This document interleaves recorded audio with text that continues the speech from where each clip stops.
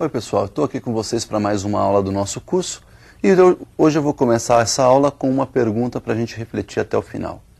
Será que é possível um movimento uniforme ter velocidade variável?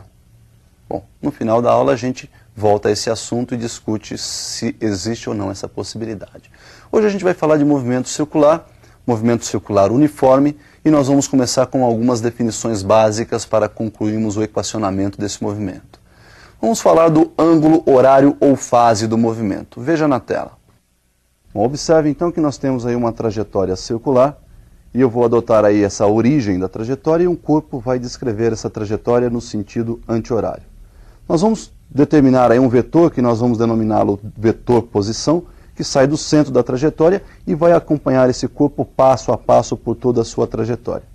Então percebam que conforme o corpo se desloca, nós vamos ter aí na trajetória uma distância percorrida S, ele vai percorrer um espaço S, e esse vetor posição vai descrever um ângulo que nós vamos chamar de ângulo horário ou fase do movimento.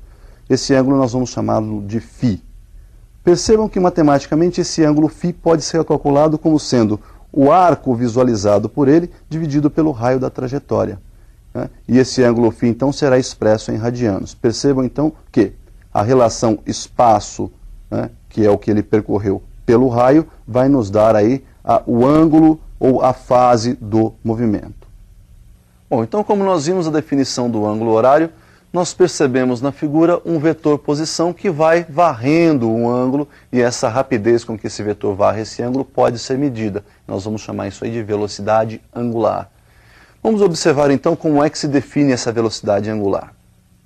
Nós temos ali um corpo ocupando a posição 1, vou chamar essa posição de S1, e perceba que o vetor então posição já varreu um ângulo que a gente chama aí de φi, ou seja, ângulo inicial, fase inicial.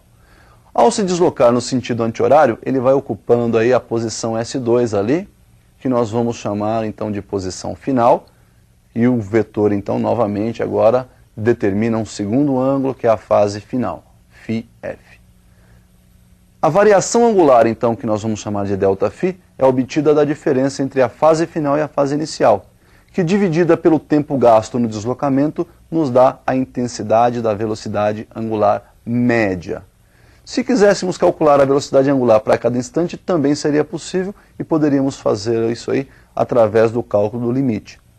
É só você calcular então a velocidade angular no limite de tempo tendendo a zero.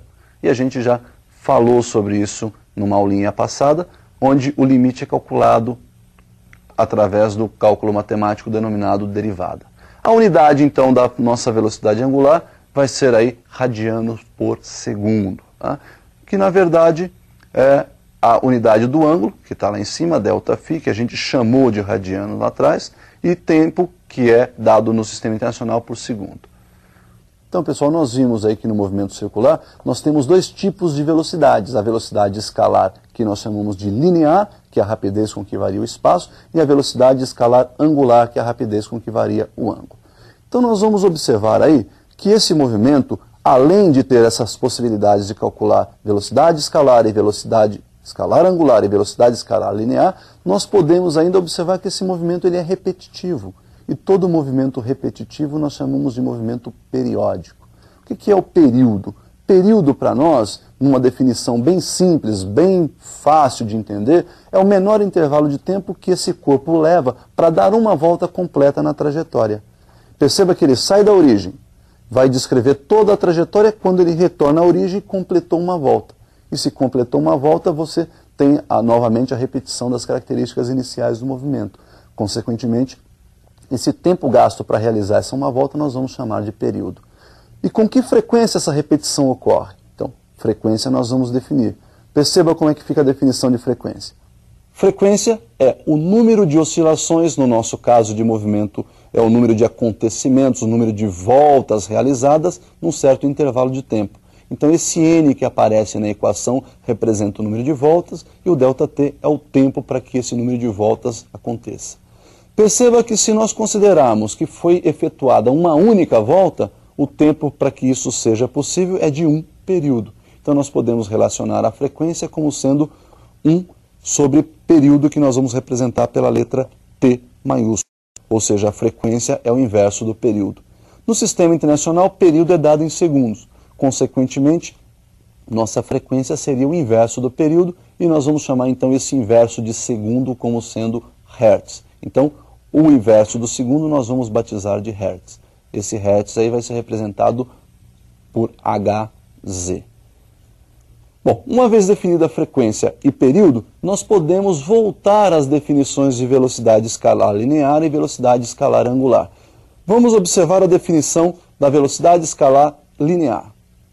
Percebam aí que a velocidade escalar linear é dada pela relação espaço-tempo, ΔS sobre ΔT. Em se tratando de uma trajetória circular, o ΔS para se percorrer uma volta completa é o próprio perímetro da circunferência que você pode calcular como sendo o produto de 2π vezes R. O R é o raio da trajetória. E o tempo, então, para se percorrer uma volta completa é o período. Então, nós temos 2πr sobre período.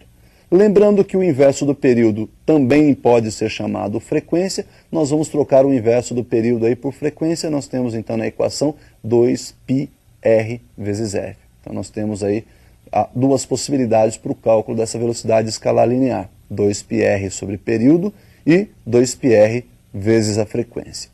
Se pensarmos em velocidade angular, em vez de relação espaço-tempo, nós temos uma relação ângulo-tempo. Portanto, ΔΦ sobre ΔT. E quando se fala de variação angular, para se dar uma volta, ele percorre um ângulo total de 360 graus, ou em radianos, 2π. Portanto, 2π radianos é o ângulo total que esse vetor posição vai varrer ao se completar